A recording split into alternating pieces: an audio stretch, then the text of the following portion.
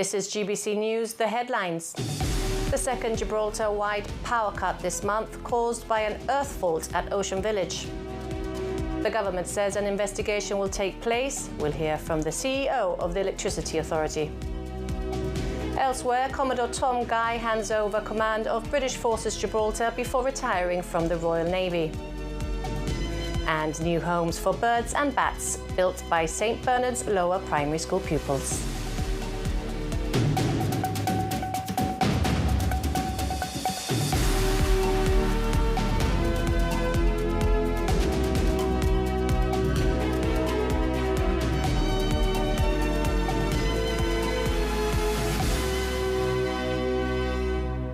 Good evening. Gibraltar has suffered its second widespread power cut this month. The government says it was caused by a major earth fault in the Ocean Village area.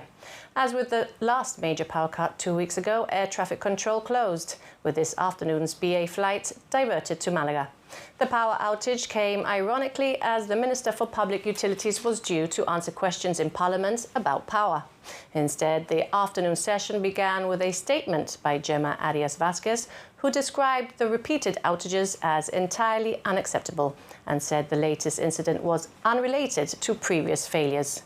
A comprehensive report has been requested by Monday, while a third-party investigation is expected to begin in July.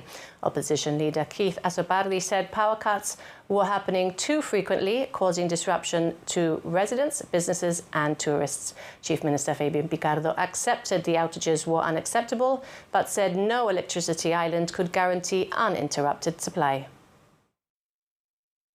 Madam Speaker, the information presently available to the Government is that the Gibraltar Electricity Authority suffered a major earth fault in the Ocean Village area.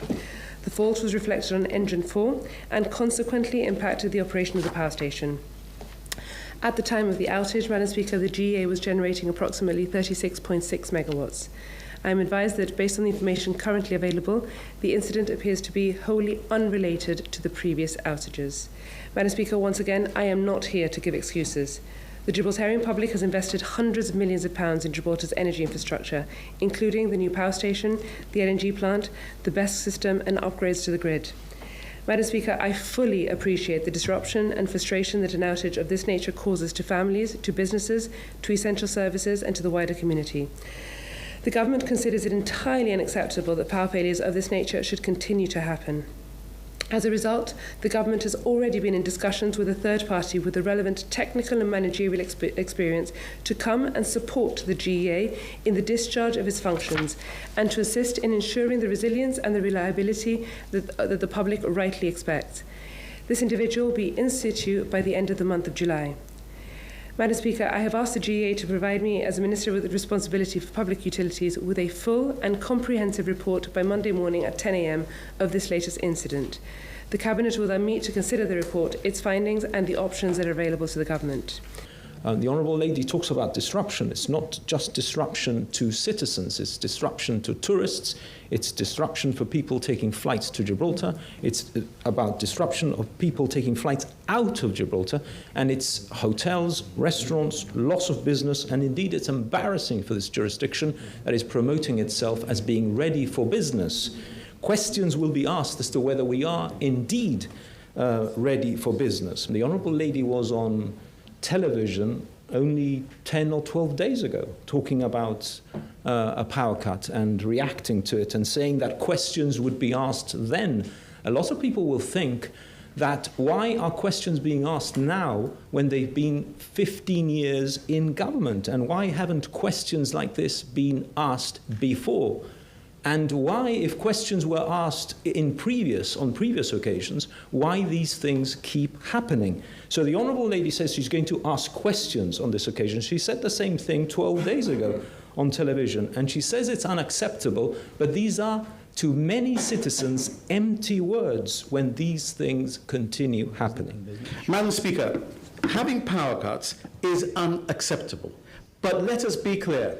If you operate an electricity island, and Gibraltar is, and in my view should forever be, an electricity island, you are susceptible to power cuts. And it is my view that we should forever be an electricity island because we should never rely on anybody else to provide our electricity. If we're all nodding at that, as honourable members of the opposition rightly are, then we have to understand that there is no electricity island that operates without failure. The grid is being upgraded. It cannot all be upgraded at once, because as I've said in this House before, I think during the tenure of the Leader of the Opposition, but perhaps even before, if we were to upgrade all of the grid at the same time, we would have to have upheaval on our roads, because we would be taking up all of our roads all of the time. We are making an investment in the grid. It's a constant investment. And Madam Speaker, I'm sorry I have to say this, but there was no meaningful investment in the grid for 16 years. And the acting CEO of the Electricity Authority, Stanley Antony, joins me in the studio now. Welcome. So, an earth fault caused today's power outage. Can you explain in simple terms what happened and why it led to such a widespread failure? Definitely. First of all, before I go into the questions and answers, I'd like to apologise to our customers, because it is not the intention of anybody to have a power outage of this magnitude. What happened? An earth fault developed on one of our cables feeding the Marina Club, okay? And obviously there was reports of smoke coming out of a particular manhole. That caused an earth fault onto the engine, which transmitted from engine number 4 to engine number 5 and engine number 6. So obviously they all went out. Immediately we rushed to the control room to see exactly what was going on. Mm-hmm. And I think it's suffice to say that at the time I was in a Teams meeting with MAN from Germany, speaking about the outages and see how we can add more resilience to our system to avoid outages. And the opposition leader asked in Parliament whether faults like this can be isolated. Is that possible to stop one fault? Depending on the magnitude of the fault. If you get a small fault, okay, we have what we call the IFLS, which will start switching off certain areas first, mm-hmm. okay, so we don't have a widespread power outage. So we can avoid it at times, but if we have a major fault, like in this instance, it will reflect back on the power station. We need to investigate and see what other measures we can put in place to avoid that in future. And can you speed up how electricity returns to homes? Sometimes you can, but there are times that you have to carry out everything in a safe manner and to restore power supplies as safely as possible. Remember that when a power outage occurs, we convene at the power station, and there are teams sent out at the field to be ready just in case a particular switchgear does not engage remotely. Yeah. So obviously we're all out there. Mainly I may be at the control room or even out on site. It all depends how many people are available at the time.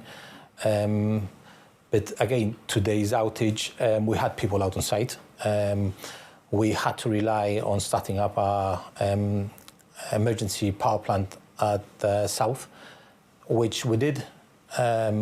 Once we were able to engage, we transferred the power to the power station, started our engines up, linked up, and started energizing the customers. Yeah. The Chief Minister said Gibraltar is an electricity island and will never get to zero power cuts. Right. What is an island mode? Island mode, or electricity on island mode, means that you are working on your own, okay? We have no other power stations, we have no other grid to depend on. If we were connected to the European grid or to the Moroccan grid, if you like, mm-hmm. okay, then we have another setting point that we can reflect to. If you're on island mode, you're on your own. So if it goes down, everything goes down. Mm-hmm. That is basically what it is. There's island mode and there is grid parallel mode, which is for European grid or any other grid that's available. Are there better, this is a question because I don't know much about electricity, is there a better system that we could have than this one? Because obviously this one doesn't seem to be working very well. No, it is working, and it's doing exactly what it's meant to do. If there is a danger out there, it switches everything off. Mm-hmm. You're at home, for example, okay, and say you are part of your electricity at home just fails. Mm-hmm. Depending what measures you have in place, depending what you lose. If it's an old installation, you might just lose your socket. But if it's the latest installation with the latest, what we call RCDs, you may lose your whole house, your whole electricity to the house. So we have emergency equipment in place that will shut down to safeguard the engines or the equipment that's out on the field. What about the appliances of people at home, restaurants? For them, their main worry and priority will be that. How is that going to be safeguarded? Right. What I would recommend, okay, and it's now on the electricity regulations, is for the customers to have a surge protection installed on their consumer units, whereby any surge in power will be picked up by your the unit itself, okay, and diverted to earth, so it will not affect any appliances. So surge protection devices should be installed in every household. Excellent, something to know. And finally, a full report by Monday is going to be asked for in a wider stakeholder meeting on Tuesday. What happens now? Well, we are already preparing the report for the Minister, and we'll answer to any questions the Minister has, and obviously we'll have to put mitigating circumstances in place so we can avoid having any outages. And a third party is also going to be... At the moment, I will be on my own with the team and talking to the Minister. Okay. I can't really say about the third parties. Well, thank you very much for joining us, Stanley Antoniou, the Acting CEO of the Electricity Authority. Well, it was a busy day for the emergency services also. In addition to the power cut, there were 2 fires. 3 Royal Gibraltar police officers had to be treated for smoke inhalation after evacuating a building on Cornwall's Lane. No casualties were reported. Meanwhile, while the power cut was underway, the fire and rescue service extinguished a fire in a scrapyard on Devil's Tower Road. 4 years after arriving on the Rock, Commodore Tom Guy has handed over command of British Forces Gibraltar before retiring from the Royal Navy. His departure was marked by a ceremonial farewell with bagpipes, an 11-gun salute, and a final journey from Gibraltar by sea. Taking over the role is Commodore Tim Davey, who says he's looking forward to building on his predecessor's work. Katie Docker spoke to both the outgoing and incoming Commander, British Forces.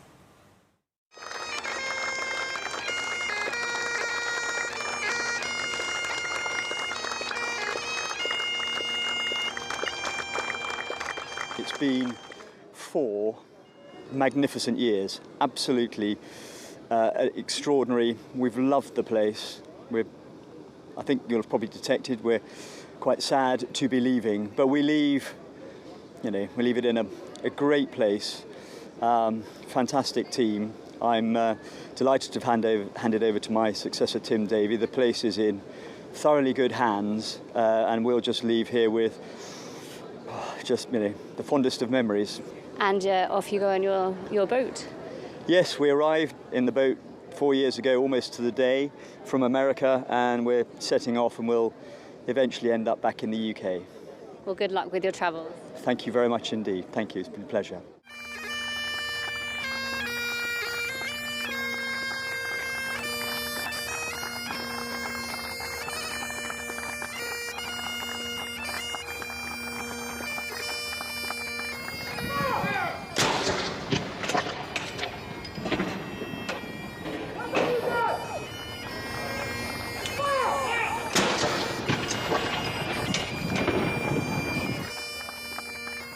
Congratulations on being appointed Commodore. How do you feel? Well, good morning and thank you, Katie. How do I feel? I feel a little bit overwhelmed, but it's fabulous. It's a great feeling. The team have been hugely welcoming, and I feel like I'm in a really good place and ready to start my work. And I think from a Gibraltar perspective, what is not to like? My family are here with me. We are settling in. We've had a very, very warm welcome, and we're really looking forward to learning and exploring some more in Gibraltar. Are you able to talk about some of your career highlights to date? Anything you're particularly proud of? So I'm proud of my career, of course. It's coming up to nearly 30 years now. It doesn't feel that long, which is a good thing. It's been great. My last job was commanding one of the Royal Navy's training establishments, HMS Collingwood, in Portsmouth, which was great fun. Before that, time in the Ministry of Defence and time, of course, working at sea. And I would say the highlights have absolutely been time at sea. It's fantastic working in our ships and supporting some of our teams that are delivering the Royal Navy's warfighting outputs. But this, I think, I'm 20 minutes into my job, but this, I think, will absolutely be a highlight. And you can watch extended interviews with both the outgoing and new Commodore on GBC's Viewpoint on Thursday, the 9th of July. Well, you're watching GBC News. Still to come, MedSteps reopens to the public with temporary safety measures in place. Bayside and Westside students bring their artistic skills to the Jump Around Jib Macaque project, and birds and bats get new homes built by pupils at St Bernard's Lower Primary. We'll be back in a few minutes. Stay with us.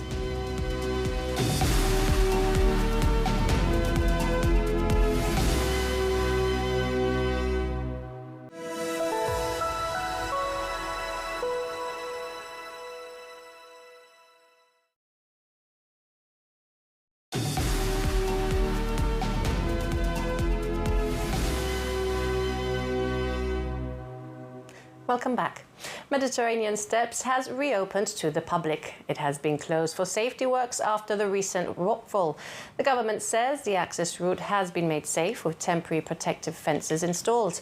It says permanent repairs to the retaining wall will begin as soon as possible and will be carefully planned to minimise disruption. The current safety measures will remain in place until the permanent works are completed. The government asks visitors to be careful, follow all signage and instructions on site, and respect any temporary restrictions while works are underway. Students from Westside and Bayside School have been involved in the Jump Around Jib project, painting 1.5 metre tall fiberglass macaques that will be placed around the rock. The project is spearheaded by the Growing Artists Programme, who are looking for sponsors for the sculptures. The macaques will be displayed at strategic points around Gibraltar from next month.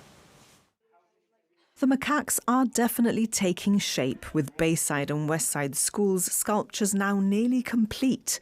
We caught up with the Bayside students during one of their lunchtime painting sessions. We just focused on Gibraltar culture, the Gibraltar heritage. So all over we have just a bunch of iconic places of Gibraltar. So we've got the Moorish Castle, we've got Gotham's Cave, we've also got crabs, we've got the octopus. So we've just got a bunch of things that just link really well with Gibraltar. How did you decide who was going to do what?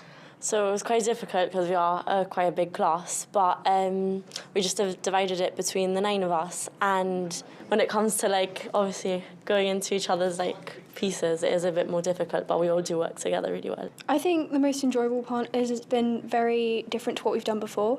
I mean, I don't know about anyone else, but I've never painted on a massive monkey before. Yeah, but it's been really good fun actually, and also working as a team on a collaborative piece of work with everyone. It's been really interesting. It would have been a fantastic project to do with our whole school or specific individuals, which was an idea that we were toying with, maybe selecting certain people from GCSE and A-level. So we decided to go to the year 12s as well, which were are now creme de la creme, you could say. They are you could say the elite students now that remain in school. We did have an initial issue where the paints that we were using at the beginning were a little bit transparent, so we've ended up using acrylics, which are a bit more opaque and easier to apply. And luckily, the monkey will be prepared with a varnish lacquer at the very end. Going across the podium to Westside, we also spoke to the students as they put final touches on their macaque. This is my first time doing a 3D painting model thing. I really liked doing the backgrounds and painting the jellyfish and stuff like that, and that was really, really fun. Yeah, it was fun, and some of my friends were in it, and it was fun doing all the designs and colouring. Our teacher, Miss Leah, she got the inspiration from Ocean Village itself, and how on the floor everything's in mosaics, all the pattern on the floor. So she took inspiration from that, and because it's called Ocean Village, she decided to do something with having to do with the ocean. And we all decided what animals we were going to do, and then we figured out that we were going to do mosaics and that we were going to make a masterpiece like that. I was approached by the Young Artists Programme if I would be interested in doing this with the school, so I thought it would be a brilliant idea to do it with my Year 7s.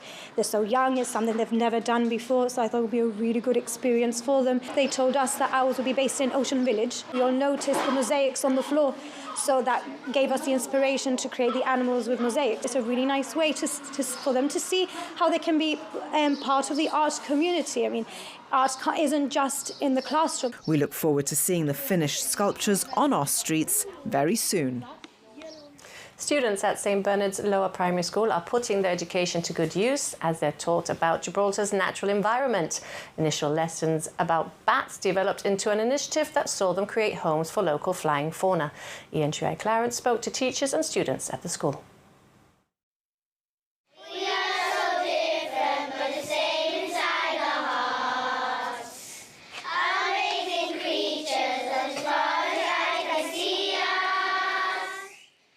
I believe they've now realised that even though they're 6-7 years old, that they can still do something that will impact the environment. I think that's a very important learning achievement for them, and they've been very, very enthusiastic, especially working with the parents and the actual designing of the box, actually making of the box, the reason why the box is important for them, so they take some ownership on something that they feel is important for Gibraltar and for the environment itself.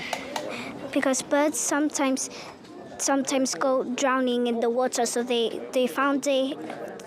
so when they are tired, they can find a hotel, and then they can rest in the hotel instead of drowning. Why do bats need boxes? So they can eat. And are they going to find something nice to eat in your bat hotel? Yeah. One of the museum's objectives is education, so we reach out to schools. And in this case, I was actually invited to give a talk on bats, an introductory talk on bats, because they were doing a project on animals that fly. So I gave a very generic sort of introduction to bats around the world, the bats of Gibraltar, 7 species of bats that we have here locally, and how we can help. And I mentioned bat boxes as one of the things that we do in Gibraltar to install these.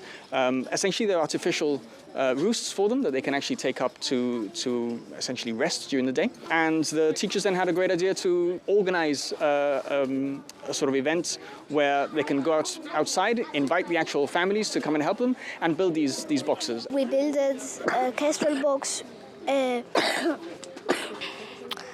we used wood. So what have you done to protect bees? A bee house. Built. Are they excited to see these boxes out in the wild? Are they looking forward to saying, like, oh, look, my project's really helping live and real animals? They do talk about it a lot. I mean, when we went on a trip to the Alameda Gardens, they did point out the boxes that they saw. When they're in the playground, sometimes they see bees, and they've got the younger ones, like, trying to get them, and they do tell them that leave the bees alone, they're doing nothing to you, so it has had a positive impact. Why is it important for us to keep the bees safe? Like for honey. Like for food. Because they pollinate. And what about the bats? Why do we need to keep bats safe? Because they get the mosquitoes. Exactly. What about the swifts? Why do we want to keep swifts safe? Because they're getting lesser. They're getting a bit extinct. We have a very strong connection with the community, and we like to involve experts in different fields so that children understand that there's life beyond school and that everybody has something to bring to the community. In the same way that we do people who help us, and we bring policemen, nurses, firemen and so on, this is a very different aspect, but they get to understand that people have jobs of different natures, and that everybody's job is important and everybody contributes to society.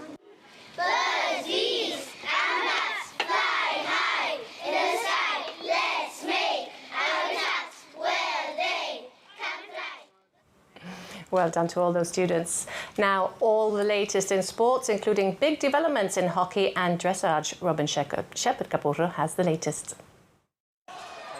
We'll start with basketball, day 4 of the FIBA European Championships for small countries. Gibraltar, the hosts, they beat San Marino on Tuesday, then lost to Malta on Wednesday, lost to Andorra last night.